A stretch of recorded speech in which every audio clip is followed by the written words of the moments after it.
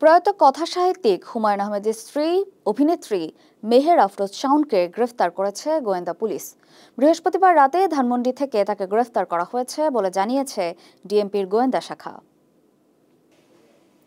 এরপর হঠাৎই মধ্যরাতে আটক হন অভিনেত্রী সোহানা সাবা।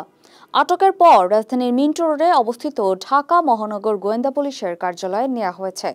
কয়েকদিন ধরে তিনি নজরদারিতে ছিলেন বলে জানিয়েছেন ডিবি প্রধান রেজাউল করিম মল্লিক।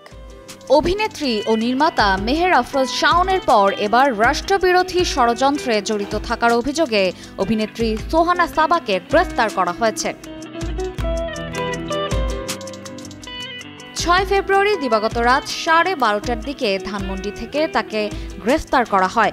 ঢাকা মহানগর পুলিশের অতিরিক্ত কমিশনার রেজাউল করিম মল্লিক এই তথ্য নিশ্চিত করেছেন।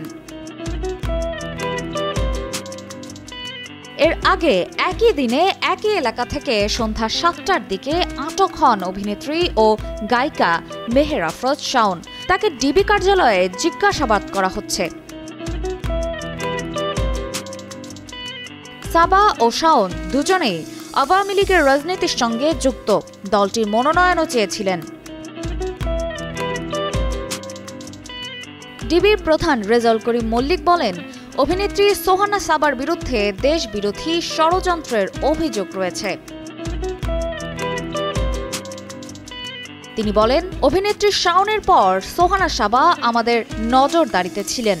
তাকে কিছু সময় আগে আমাদের হেফাজতে নেওয়া হয়েছে। তার বিরুদ্ধে দেশবিরোধী ষড়যন্ত্রের অভিযোগ রয়েছে। অপর্ণা বর্ষা, কালের কণ্ঠ।